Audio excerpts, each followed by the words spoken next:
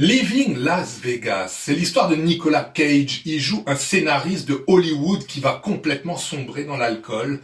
On imagine qu'il s'est fait quitter par sa femme, il va perdre son travail et il va récolter un peu d'argent et cet argent, il va entièrement le dédier à l'alcool. Il va décider de partir à Las Vegas pour un mois se saouler non-stop. Et là, une fois arrivé là-bas, il va tomber sur une prostituée et une histoire d'amour va naître. Charles, il est réalisé par qui ce film? Alors par quelqu'un d'extrêmement discret, dont on ne parle pratiquement plus et dont on a rarement parlé, Mike Figgis, né en 1948, qui a la particularité, comme John Carpenter, de composer la plupart des musiques de ses films. J'en reparlerai. Donc Mike Figgis, c'est un cinéaste, je dirais, de l'âme humaine. Il aime bien cerner les problèmes, les défauts, c'est pas un rigolo, on va dire, hein, les problèmes liés, là on a l'alcoolisme, dans d'autres cas on a la mafia, on a les policiers véreux, on a des drames familiaux. Alors il a débuté plus ou moins par un film qui reste l'un de ses meilleurs, Leaving Las Vegas étant à mon avis son meilleur, Stormy Monday, qui est joué par le chanteur Sting. Et là, la musique est très, très réussie et très importante. Donc, il fera par la suite divers films pour une nuit, One Night Stand, avec Wesley Snipes et Nastasia Kinski et Robert Downey Jr., très intéressant aussi, un peu sur la maladie. Ce Leaving Las Vegas, donc sur l'alcoolisme. Il fera quelques adaptations littéraires, alors là, à mon avis, un peu académique, Mademoiselle Julie, d'après Auguste Strindberg. Des films plus ambitieux, pas forcément grand public, La fin de l'innocence sexuelle, le titre est joli. Bon. Et puis, terminera sa carrière avec un film qui s'appelle Time Code, qui est extrêmement compliqué, qui est un film pratiquement expérimental, un peu comme David Lynch au début avec Eraserhead. Alors là, il faut entrer dedans. Hein. Il faut entrer dedans. Leaving Las Vegas reste, à mon avis, son meilleur film. Oui, c'est un très beau film dont on va vous parler. Alors Mike Figgis, il a pour moi deux qualités vraiment assez originales. C'est que la première, tu l'as dit, c'est un musicien. Oui. Et cette patte de musicien, on la ressent forcément dans le rythme des dialogues, dans le rythme du film. C'est bien monté, le rythme est intéressant. Et puis, deuxièmement, et ça, comme réalisateur, c'est vachement important, c'est que c'est quelqu'un qui aime les effets. Il aime mettre sa touche. Donc on revient à la musique parce que le film est très clippé. On a des ralentis, on a beaucoup de ralentis, on a beaucoup de séquences comme ça où on a l'impression de voir un clip. Oui, et souvent on dit que certains films sont de longs clips, on l'a dit pour le Dracula de Coppola, c'est pas forcément un défaut. Hein. Ça peut être effectivement un défaut. Là, en l'occurrence, le Dracula, c'est un défaut. C'est un défaut, oui. Maintenant, là, ça n'est pas un défaut. Au contraire, il apporte vraiment une touche qui donne à l'histoire un côté, un côté romantique qui est vraiment, qui passe très bien par la musique. Oui, D'ailleurs, c'est une musique jazzy dont on reparlera et ça fonctionne parfaitement. Absolument. Alors Charles, donc première qualité, effectivement, il y a vraiment une touche de réalisation. On sent vraiment la patte du réalisateur. Il y a de la mise en scène. Il y a de la mise en scène, ça c'est très très bien. Et la deuxième explosion de bonheur dans ce film, c'est l'interprétation. Absolument. Alors le couple vedette, présent presque tout le temps, hein, c'est Nicolas Cage, le neveu de Francis Ford Coppola, qui a d'ailleurs débuté chez lui, qui est un acteur de très grande qualité. Il est un peu raillé parce que sa carrière est un peu en dents de scie. Hein. Il a fait du très bon. Lord of War. Lord of War, peut-être son meilleur rôle avec celui-là. Ouais.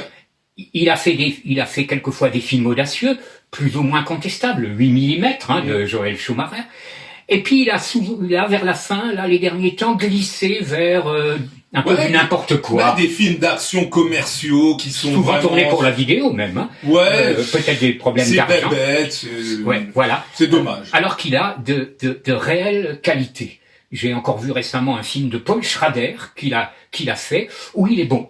Ouais. Donc c'est un bon acteur. Sa partenaire, elle est remarquable.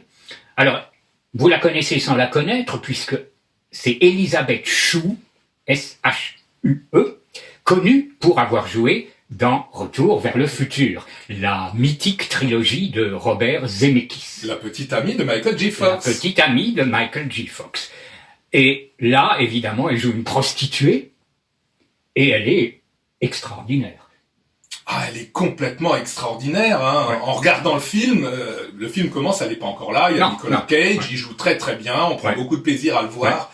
Mais alors, une fois qu'elle arrive, pour moi, elle éclabousse de ses émotions, de sa sensibilité, de sa gentillesse. Oui, voilà. Parce que la gentillesse chez un acteur ou chez une actrice, on voit ça extrêmement rarement. Oui, oui. Et là, elle dégage quelque chose qui, moi, me touche. De l'humanité. C'est un mélange d'humanité et de gentillesse. Oui. Et ça se lit sur son visage. Ça se lit dans ses yeux. Et ça, vraiment, c'est extrêmement émouvant. Et l'émotion, c'est vraiment ce qu'on vient chercher au cinéma. Et là, pour le coup, on en a beaucoup.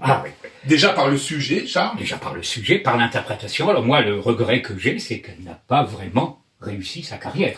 Là, j'ai cité Zemeckis, Mike Figgis. Bon, il y aura effectivement Hollow Man, L'homme sans ombre, un Paul Verhoeven mineur, qui se regarde, mais on peut pas dire, et on n'entend plus parler d'elle. Mais ce jeu, ces qualités, cette émotion, malheureusement, c'est le seul film de sa filmographie où elle a eu l'occasion de montrer ce dont elle est capable. Parce que dans les autres films, elle joue toujours, c'est une bombe, parce que le cachet, elle était magnifique, elle a pris quelques années. Elle a souvent joué dans des films de jeunes aussi, Nuit de folie de Chris Columbus. C'est sympa, mais bon, c'est... la Sophie Marceau, la boum, ce genre. Voilà, exactement. Elle avait un peu une carrière à la Sophie Marceau, la belle nana, un peu, pas très profonde, quoi. Et là, dans ce film, elle nous montre une palette, vraiment, très, très, très émouvant. Et donc ça, c'est vraiment lié à ce sujet, Charles, qui est l'alcool. Donc l'alcool au cinéma, c'est pas nouveau, hein. Non, l'alcool au cinéma, c'est un thème assez récurrent qui a existé depuis longtemps. Il y a plusieurs classiques, La Poison de Billy Wilder, Days of Wine and Rose de Black Edwards. Plusieurs films, western, Rio Bravo, Eldorado, Dean Martin, Robert Mitchum, qui sont des phénomènes là, d'alcoolisme. Mais je trouve que là, le traitement est différent. Oui, et déjà, je trouve franchement que c'est une des plus belles prestations d'acteurs concernant l'alcoolisme, parce que j'en ai vu beaucoup, on avait fait dernièrement Nathalie Baye qui jouait dans Le Petit Lieutenant, qui jouait une alcoolique. Oui, ça n'a pas beaucoup de rapport. Alors franchement, elle aurait été alcoolique ou pas alcoolique, on voyait pas la différence. Ah oui. Alors là, avec Nicolas Cage, alors franchement là, c'est très très très impressionnant. Absolument. Il a des qualités de réalisme dans son jeu qui sont époustouflantes. Il passe comme ça, tout d'un coup, il a des espèces de crises. Enfin, ça prend vraiment aux tripes, et son rapport avec l'alcool prend vraiment aux tripes, donc ça, c'est absolument superbe. Par contre, le contre-effet, Charles, moi, j'ai trouvé que dans ce film, c'est une espèce d'ode à l'alcool. L'alcool est stylisé, l'alcool est mis au ralenti, donc déjà, moi, ça me gêne un peu de montrer l'alcool avec tellement de qualité. On a l'impression que finalement l'acteur est en dessous et que l'alcool est au summum. Et ce qui m'a gêné aussi, c'est que il y a pas de combat de Nicolas Cage contre l'alcool. C'est-à-dire, dès le départ, il dit, l'alcool m'a vaincu. Et pendant tout le film, il boit. Et alors, c'est absolument pas réaliste parce que il boit au goulot de l'alcool à 45 degrés. Un être humain serait mort en 5 minutes. Et lui, pendant 1h30, non-stop, il boit de l'alcool à haut degré au goulot. Donc ça, pour moi, déjà, ça m'a extrêmement gêné parce que dès le début du film, j'ai pas pu rentrer dans le film comme je l'aurais dû parce que j'y croyais pas. Parce que moi, voir des gars comme ça qui boivent, j'y crois pas. Et l'autre problème, c'est qu'il n'y a pas d'humour. Il n'y a pas de moment, même pas d'humour, pas de moment de respiration. Oui, on a tout le temps la tête dans le seau et puis on sait qu'on s'en sortira pas et dès le début on sait que ça va juste se transformer en cauchemar et on suit cette descente aux enfers et à aucun moment il y a un rayon de soleil. On avait déjà émis le même défaut, Charles, pour Ferreira. Pour le film de Ferreira qui s'appelle Big Lieutenant. Tout à fait, on a, d'ailleurs c'est assez marrant parce qu'on a une scène d'alcool aussi mythique où on voit l'acteur principal Hervé Kettel qui se saoule. Mais alors là, on a Nicolas Cage et Hervé Kettel, là c'est les deux séquences mythiques de l'alcoolisme au cinéma. Alors là tu peux pas faire plus réaliste. Et les deux films n'ont Mais les pas deux films de ont lumière. ce problème d'être complètement sombres et dark. Et on n'a pas envie de les revoir et quand on les voit c'est pas une partie de plaisir et ça c'est vraiment dommage. Donc la musique a été composée par Mike Figgis lui-même. Donc il y a un disque que je recommande d'ailleurs, puisqu'il a composé 80% de ses films sont composés par lui. Et c'est un compositeur de talent, genre jazz. Oui, Mais la un musique est jazz très tout à fait. jazzy. Même si vous êtes fermé au jazz, elle s'écoute très bien. Elle s'écoute très bien. D'ailleurs, il faut dire aussi que l'artiste, le chanteur principal du film, c'est Sting. Dans Donc, avec sa Stormy voix Monday, oui. très reconnaissable. Oui. Donc, effectivement, la musique, le réalisateur, c'est un musicien et ça se sent. C'est très bien mixé, ça coule de source. C'est une musique qui colle particulièrement bien au film. Et donc, c'est une belle réussite. Absolument, c'est d'ailleurs très intéressant, les compositeurs, les réalisateurs qui sont aussi compositeurs. Bon, il y en a pas des tonnes. Carpenter, c'est remarquable. Ouais. Et là, ça, c'est vraiment très intéressant. Il a fait appel une fois à Maurice Jarre pour Mr. Jones avec Richard Gere. Le talent de Maurice Jarre est indéniable, mais c'est nettement moins bon. Ouais. En tout cas, voilà un film. Alors, c'est le genre de film qu'on n'a peut-être pas envie de revoir. Non, on n'a pas envie de le revoir. Mais c'est une descente aux enfers. C'est un film très original. Très Comme dit original. maintenant, on le voit plus beaucoup et Non, c'est normal. Une ode à l'alcool, ça passe plus maintenant. oui, à l'époque, les acteurs, ils fumaient des clopes, ils buvaient même à la télé. Oui. Maintenant, c'est passé de mode. Donc, on comprend que le film aussi sont un peu passés Oui, il y en a de même mode. qui voudraient que les acteurs ne fument plus au cinéma. Ouais, Donc, alors pas l'alcool. exagérer non plus. Mais non, mais bien sûr. En tout cas, c'est vraiment un film qui mérite d'être vu, déjà pour la performance des acteurs et la qualité de la mise en scène. Bon, ils ont été récompensés. Ah oui, oui. Ils ont eu les deux. Cage a eu un prix. Oui, les deux ont Elle a été nominée. Oui, et Figgis a aussi eu un prix. Ouais. Donc, c'est mérité. Récompense absolument méritée. Donc, un film très dur, avec un regard sur l'alcool, oui, qui n'est pas vraisemblable, mais qui...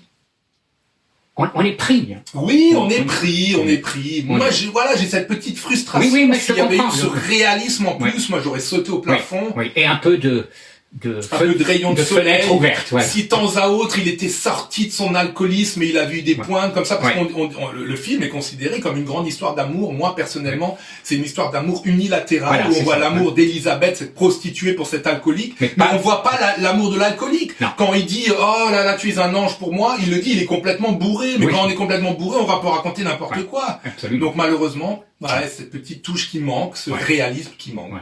Donc retenez le nom de Mike Figgis. On n'en parle jamais. Et là, il a quand même réussi quelque chose de fort. Un film fort. Leaving Las Vegas. Mike Figgis. Allons-y. Sans modération. Oui, buvez de l'eau en le regardant. Portez-vous bien.